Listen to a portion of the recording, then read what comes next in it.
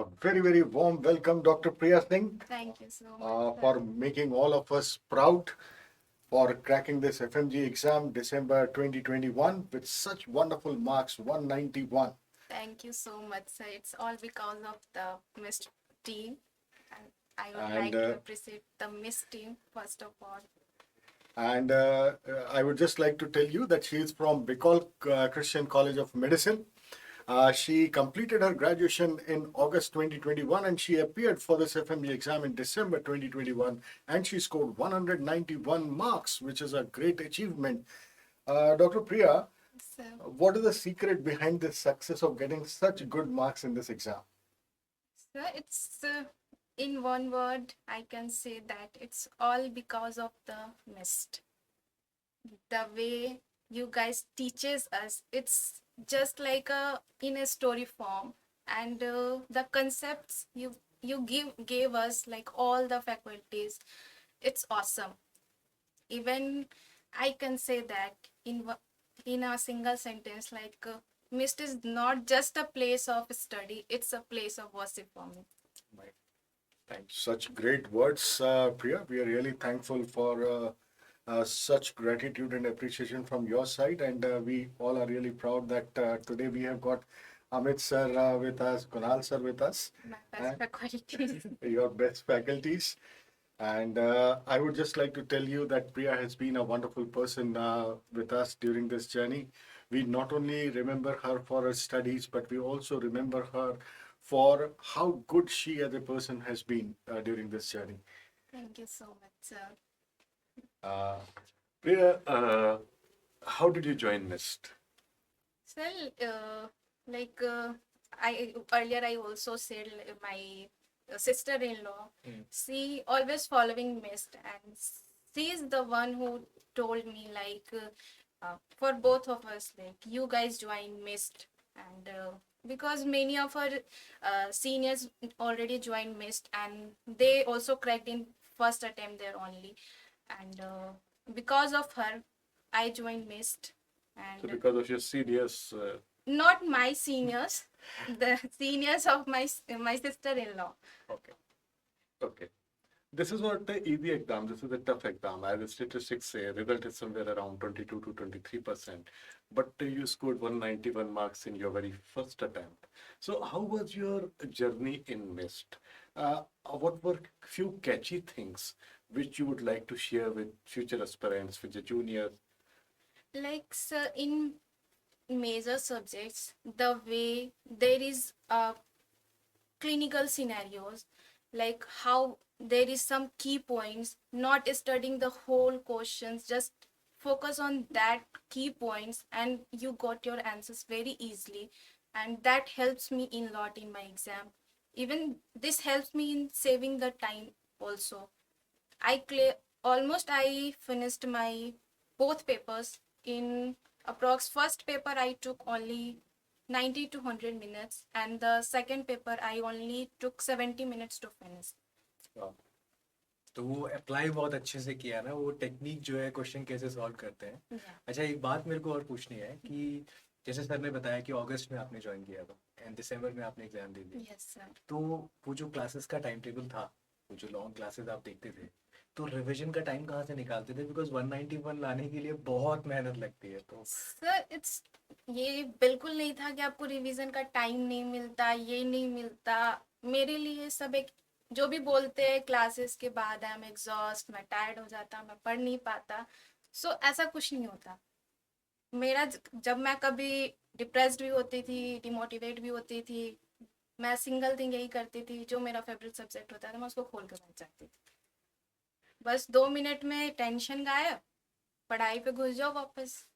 और जितनी भी पढ़ाई हम यहाँ कर रहे थे, जैसे सुबह से शाम हमने पढ़ाई की, उसके बाद शाम को रिवीजन करते थे उसी दिन? बिल्कुल, इसीलिए ये चीज उतना वक्त काफी मिल जाता था कि उसी दिन हम शाम को बिल्कुल रिवीजन आराम कंप्लीट से कर वो लें? वक्त मिल जाते थे। इवन मैं क्या करती थी, मैं अपने नोट्स को स्कैन करके अपने फोन में रखती थी, जहाँ मैं सोशल मीडिया ना यूज करके मैं उसको अपने फोन में स्क्रॉल कर लेती थी नोट्स को।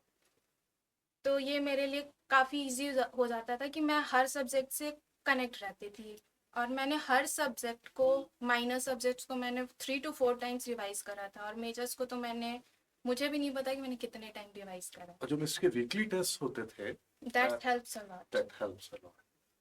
बहुत सारे क्वेश्चंस भी सॉल्व हो जाते थे, और पूरा Easily. वीकली जो पढ़ा शायद वो रिवाइज भी हो जाता। रिवाइज भी हो जाते थे, इससे एक प्रेशर रहता था कि हमें स्कोर करना है, तो इससे हम सब चीज से वो, और उसके बाद जो फिर लास्ट में जो सब्जेक्ट वाइज हुए, तो जो सब्जेक्ट आपने पहले भी पढ़ा था उस सब्जेक्ट को फिर उस सब्जेक्ट वाइज टेस्ट में हम फिर खोल के देख के उसको प्रिपेयर करके, तो हम हमेशा इन 5 महीने के जर्नी में हम किसी सब्जेक्ट को नहीं बोल सकते कि मैंने इस सब्जेक्ट को बहुत पहले पढ़ा था, इस सब्जेक्ट को बाद में पढ़ा था। ऐसा कभी नहीं हुआ। हम हर सब्जेक्ट के कनेक्शन में हम हमेशा रहे। अच्छा, जैसा अभी अभी कहा प्रिया कि कुछ चीजें जैसे पहले पढ़ ली, तो कई स्टूडेंट्स को ये लगता है कि हम वो भूल तो नहीं गए, 2 महीने पहले पढ़ा था या 2.5 महीने पहले पढ़ा था। लेकिन जो मिस का शेड्यूलिंग था कि जैसे जैसे 2 महीने हो गए तो फिर एक क्लिनिकल केस डिस्कशन शुरू हो गया, तो उस क्लिनिकल केस डिस्कशन में वो सारे टॉपिक्स फिर से कवर हो गए। Yes sir. उसका कितना एडवांटेज मिलता था कि फिर से रिफ्रेश हो रहा है वो सारे टॉपिक, वो सारे सब्जेक्ट्स। सर ऐसा लगता है कि हमें कुछ तो आता ही नहीं है। सिंपली जब आप वो सब्जेक्ट से उस रहते हो तो आपको लगता है कि आपको कुछ आता नहीं है, लेकिन जब वो चीज़ें आपके सामने कंसेप्ट आती है ना, आप सामने से बोलते हो कि नहीं इसमें तो ये भी होता है, इसमें तो ये भी होता है, ये चीज़ आपके सामने अपने आप आपके दिमाग में रन करने लगता है। एक इमेजिनेशन, एक सब सब कुछ याद आने लगता है कि यहाँ पे इस फैकल्टी ने हमें ये चीज़ पढ़ाया था, ये चीज़ होता है वो। जो क्वेश्चन पेपर था वो उस पे काफी सब्जेक्ट्स मिक्स थे, जैसे इंटीग्रेटेड थे हाँ, कि काफी pharma, integrated micro, medicine, patho, mix था। तो जैसा अभी आप बता रहे हो कि कंसेप्चुअली हम पढ़ रहे थे, तो उन कंसेप्ट्स का कितना एडवांटेज मिल रहा था उन इंटीग्रेटेड क्वेश्चंस को सॉल्व करने में।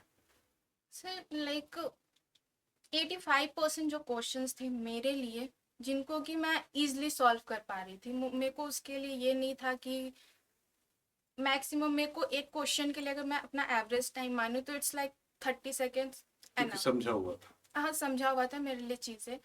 कुछ जो ट्रिकी क्वेश्चंस थे, लाइक जैसे मेरा सबसे वीक वीक पॉइंट था मेडिसिन, तो मैं उसमें भी मैं कंसेप्ट को अपना कोरिलेट कर पा रही थी बाकी सब्जेक्ट से, उससे मैं उसको मतलब इजीली नहीं, बट हाँ मैं उसको कर पा रही थी। मेरे को चीज़ें पता थी कि हाँ मैं ये चीज़ यहाँ पढ़ी हूँ, तो मेरे लिए इजी हो रहा था वो चीज़ें। ना पेपर टफ था ना पेपर इजी था।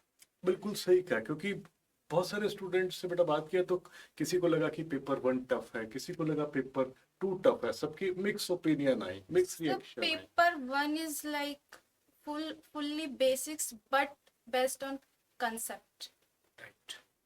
and paper two is all about clinical and the chocolate questions. Simple word, there is a chocolate तुम्हारी question. चॉकलेट तो Thank you, sir. Thank you, sir. Wonderful. और इतने सारे जूनियर्स इसको देखेंगे, आने वाले एफएमजी स्टूडेंट भी इसको देखेंगे कि क्या ऐसी चीज़ बताना चाहते हो जो तुमने यहाँ अलग फील करी जब तुम पढ़ाई कर रहे थे, और क्या उनके लिए एक ऐसी एडवाइस रहेगी जो उनको फॉलो करना चाहिए and you know to reach the goal. Sir सबसे पहले तो मैं यही बोलूँगी, खुद पे कभी कॉन्फिडेंस मत लूज करना। दुनिया बहुत कुछ बोलेगी, एक कान से सुनो दूसरे कान से निकाल दो। Amazing.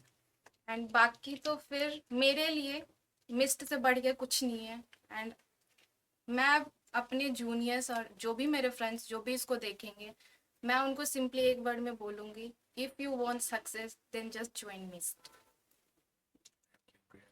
Thank you, Priya. Thank you so very much for having such great words for Miss.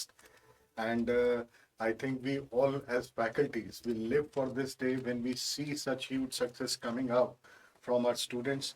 And it would not have been possible without your dedication. Let me tell you, those who are listening, that though she may sound very simple, very grounded, but she has really worked day in and day out for this. She has gone through so much of pain during this journey, and she has still come out with flying colors. We always had faith in you, Priya. Thank you so much, sir. Just because of this motivation. Even I texted you after exam, sir, your motivation keeps me here only. Thank you, Vita. A small token of appreciation from our side, Thank you Gupriya. so much, sir. Thank you Thank you. so much, sir.